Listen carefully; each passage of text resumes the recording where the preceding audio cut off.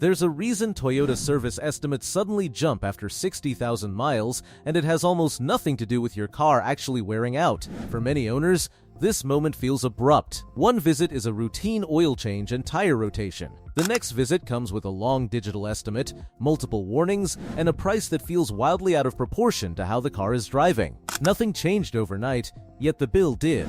That disconnect is where confusion starts. Toyota vehicles don't magically age faster at 60,000 miles. Engines don't suddenly become fragile. Transmissions don't instantly degrade. Suspensions don't quietly fail all at once. What changes at 60,000 miles isn't the vehicle.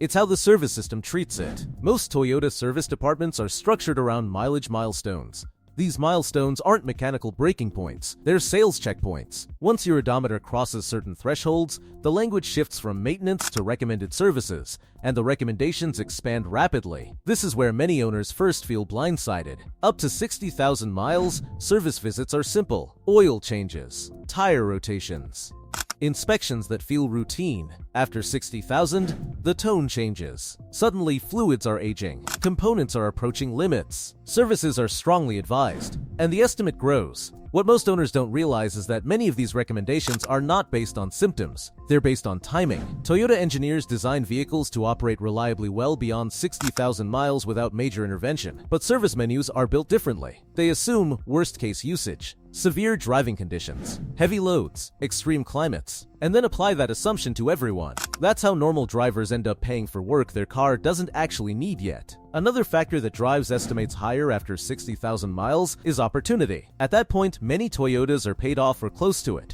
Owners feel financially free, which makes larger service estimates easier to justify psychologically. Service centers know this. They also know that owners at this stage want to protect their investment. That desire is reasonable. It's also easy to monetize. Before we go further, let me pause here for a moment. If you've ever gone in for a simple Toyota service and left shocked by how big the estimate became, tap the like button. Subscribe if you believe maintenance should be based on need, not pressure. And if you've experienced a sudden service cost spike after 60,000 miles, drop a comment with your model and mileage. I see every comment, and those real examples help other owners understand what's normal and what isn't. One of the biggest contributors to post-$60,000 shock is bundled recommendations. Services that are presented together feel more urgent than they actually are. When you see 5 or 6 items listed at once, the mind assumes something serious must be happening. In reality, many of those services could be spaced out safely over years. Brake fluid checks, coolant inspections, transmission evaluations, throttle cleaning, alignment suggestions. Individually, they might make sense at some point. Together, they feel overwhelming. That's not accidental. Bundling increases approval rates.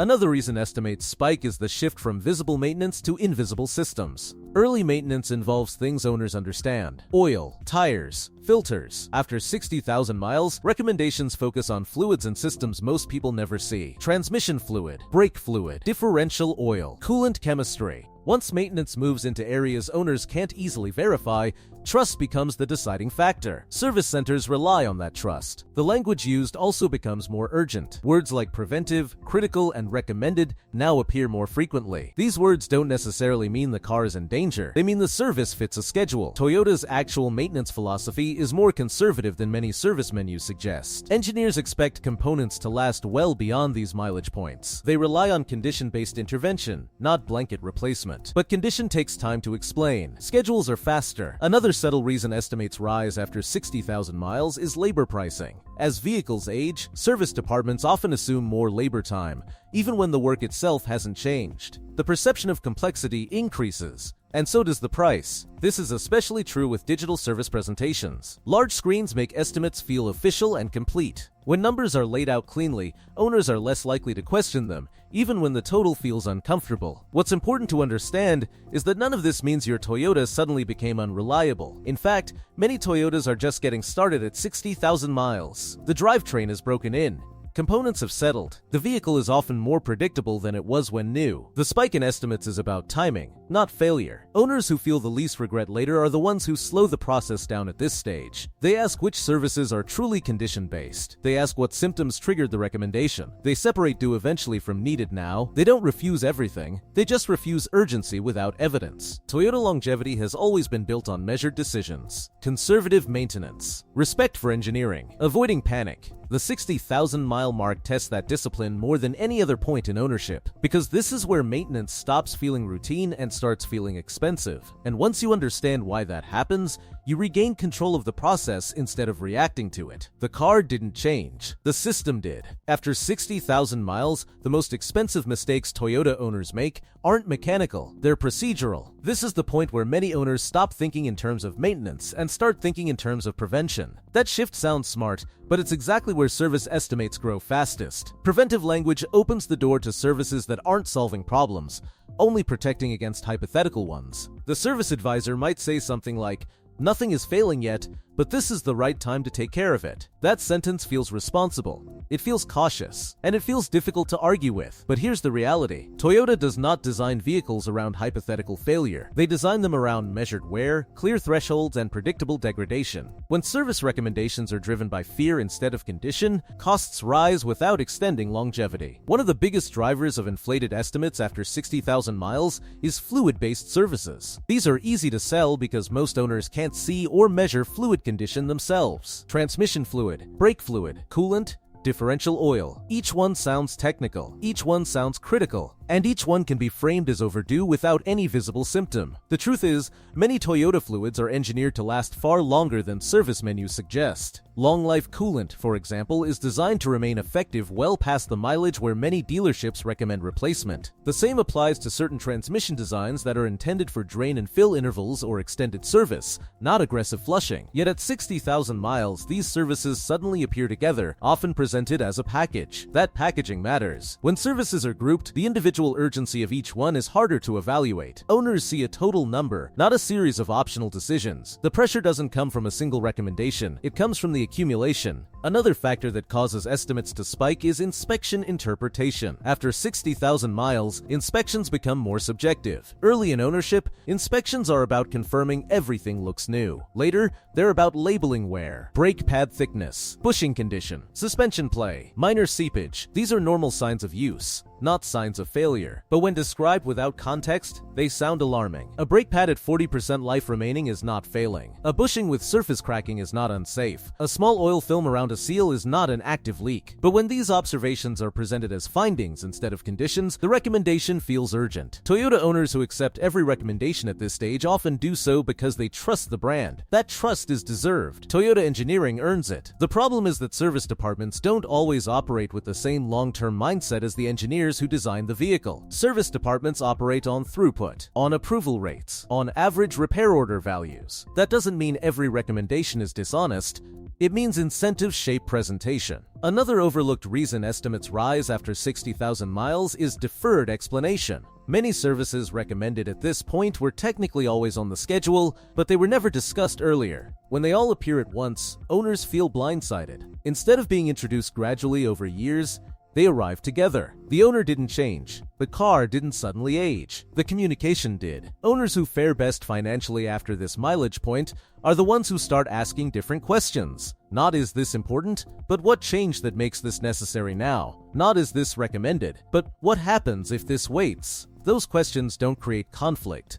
They create clarity. It's also important to understand that 60,000 miles is a psychological marker, not a mechanical one. It feels significant. It feels like a transition from new to old. Service centers know this and time their messaging accordingly. The vehicle itself doesn't know the odometer rolled over. It continues operating based on wear, heat cycles, and usage patterns. Those don't spike at a round number. Another subtle contributor to higher estimates is the assumption of ownership intent. After 60,000 miles, service departments often assume owners plan to keep the car long-term. That assumption drives more aggressive preventive recommendations. Ironically, many of those recommendations don't improve long-term reliability. They simply increase short-term service revenue. Toyota engines, transmissions, and drivetrains are designed to age slowly when left undisturbed. Over-servicing introduces variables. Fluids change too frequently. Systems opened unnecessarily. Components disturbed without reason. Longevity comes from stability, not constant intervention. Owners who recognize this tend to space services intelligently. They prioritize condition-based maintenance. They separate immediate needs from future considerations. They don't ignore maintenance, but they don't rush it either. This approach doesn't mean saying no to everything. It means saying yes selectively. The owners who regret post-60,000-mile service decisions almost always say the same thing later. I didn't know I could wait, or I thought it all had to be done at once. That belief is what drives the spike. Toyota didn't design these vehicles to demand everything at 60,000 miles. The service system simply presents it that way. Once owners understand that, service estimates stop feeling overwhelming and start feeling manageable again. The car remains what it always was: reliable, predictable, durable. The only thing that changed was how the story was told. The most important thing to understand about Toyota service estimates after 60,000 miles is this: the car hasn't suddenly become fragile. What's changed is how ownership is framed. Early in a Toyota's life, maintenance is presented as simple: oil changes, tire rotations, basic checks. Everything feels manageable. But once a vehicle crosses that invisible mileage threshold, the language shifts. Maintenance becomes protection. Inspections become warnings. Recommendations become now or never decisions. That shift creates pressure where none needs to exist. Toyota vehicles are engineered to age gradually. Components don't expire on a schedule. They wear based on use, environment, and driving habits. Two identical Toyotas at the same mileage can be in completely different condition depending on how they were driven and maintained. Service estimates spike when mileage replaces condition as the decision maker. This is where experienced owners separate themselves from stressed ones. They stop reacting to numbers and start listening to symptoms. They don't approve services because of a mileage milestone. They approve them because something actually changed. Noise, vibration, feel, performance. Those are real signals. Mileage alone is not. One of the quiet mistakes owners make at this stage is assuming that declining a service today means risking failure tomorrow. In reality, most Toyota systems degrade slowly and predictably. Waiting does not mean ignoring.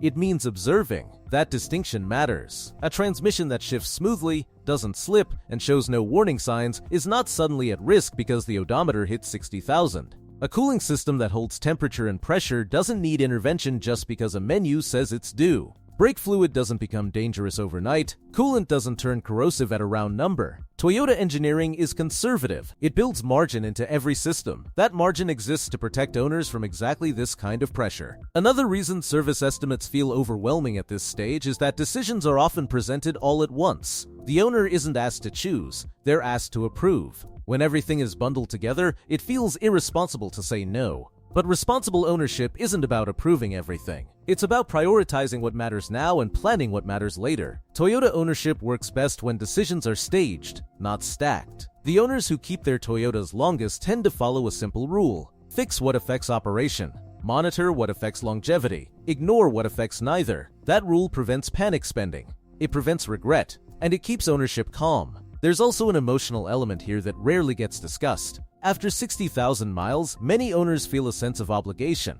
The car has been reliable. It hasn't asked for much. When service recommendations increase, owners feel they owe the vehicle something. That loyalty is understandable, but loyalty doesn't mean surrendering judgment. Toyota built these vehicles to be forgiving. They don't punish owners for waiting. They don't collapse when maintenance is spaced intelligently. They reward consistency, not urgency. Another subtle pressure point is the way long-term ownership is used in conversations. Service advisors often say things like, "If you plan to keep this car, you'll want to do this now." That sounds logical. But longevity doesn't come from doing everything early. It comes from doing the right things at the right time. Replacing parts before they're worn doesn't extend life. It increases disturbance. Opening systems that are stable introduces risk. Toyota longevity comes from letting systems remain settled. This is why some Toyotas quietly pass 200,000 miles without drama, while others feel expensive far earlier. The difference isn't care, it's restraint. Owners who avoid the post-60,000 mile cost spiral tend to do one thing consistently. They slow the conversation down. They ask what changed. They ask what happens if they wait. They ask what Toyota actually requires versus what's being suggested. Those questions don't offend good service departments. They clarify intentions, and clarity is the antidote to inflated estimates. Toyota didn't design these vehicles to demand sudden attention at 60,000 miles. The systems don't change overnight. The only thing that changes is the story told around them. Once owners recognize that, service visits stop feeling like financial ambushes and start feeling like informed check-ins again. The car remains what it always was: capable, durable, predictable. And ownership returns to what Toyota intended it to be: calm, measured, and quietly reliable.